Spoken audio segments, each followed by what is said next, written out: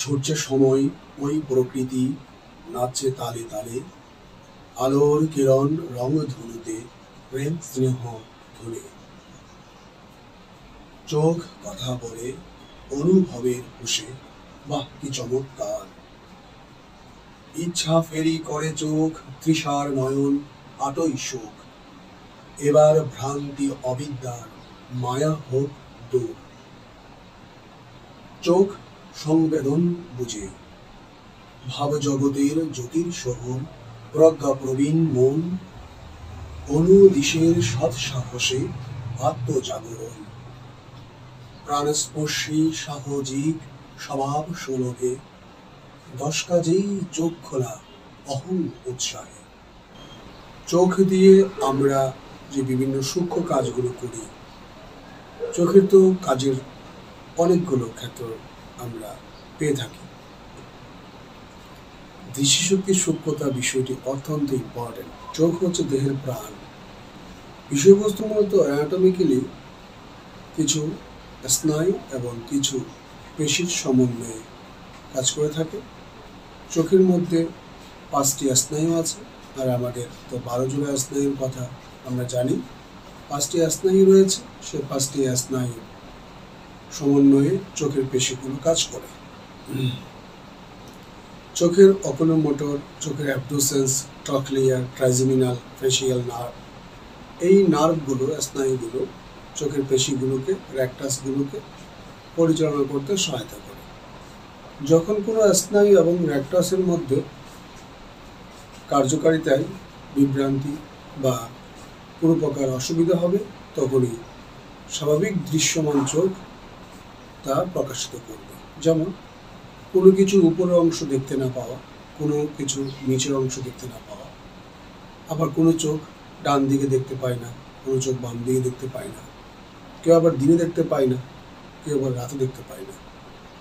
এই যে অসুবিধাগুলো হয়, সেগুলো স্নায়ু আর পেশির কার্যকারিতা বা তাদের যে মিলনস্থল রয়েছে, স্নায়ুদ্বয়ের মিলনস্থল রয়েছে আমাদের মস্তিষ্কের পশ্চাৎ অংশে।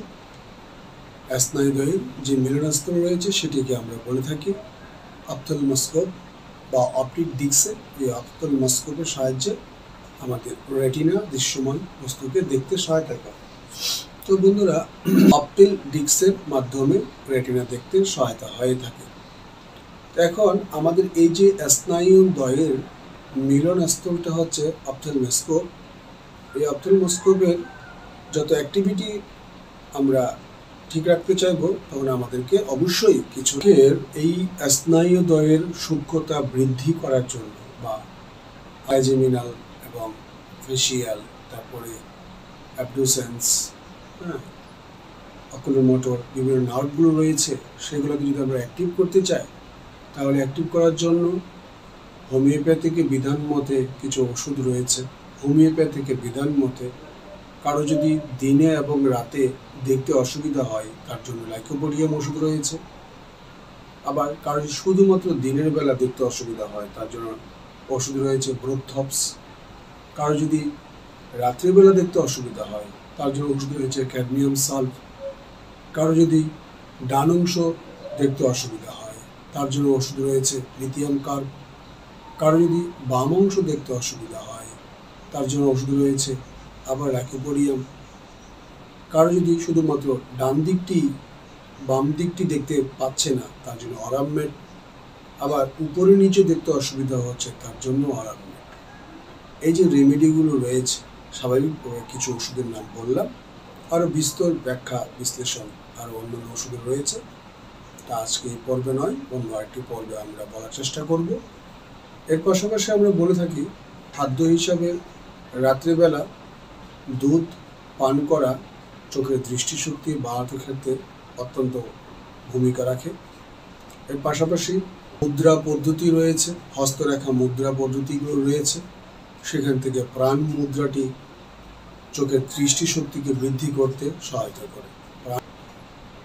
কনিষ্ঠা এবং অনামিকাকে একসাথে এই অঙ্গুষ্টা বৃদ্ধার সঙ্গে কানেক্ট করা এবং মধ্যমা এবং তর্জনীকে সোজা করে রাখা, এটি আপনারা রাখবেন। রেখে ধীরে ধীরে নিঃশ্বাস শ্বাস প্রশ্বাস ছাড়বেন। এতে করে বডির জীবনী শক্তিটি অ্যাক্টিভ হবে, মানসিক দুর্বলতা কেটে যাবে, শারীরিক অবসাদ কেটে যাবে এবং চোখের দৃষ্টিশক্তির সূক্ষ্মতা বৃদ্ধি পাবে। অর্থাৎ ওই যে অপথ্যালমাস্কোপের সূক্ষ্মতা বৃদ্ধি পাবে। অর্থাৎ মিলনাস্থলটাই হচ্ছে অপথ্যালমাস্কোপ। তাহলে স্নায়ুগুলোর অ্যাক্টিভিটি যখন বেড়ে আসবে তখনই চোখের দৃষ্টিশক্তি বৃদ্ধি পাবে।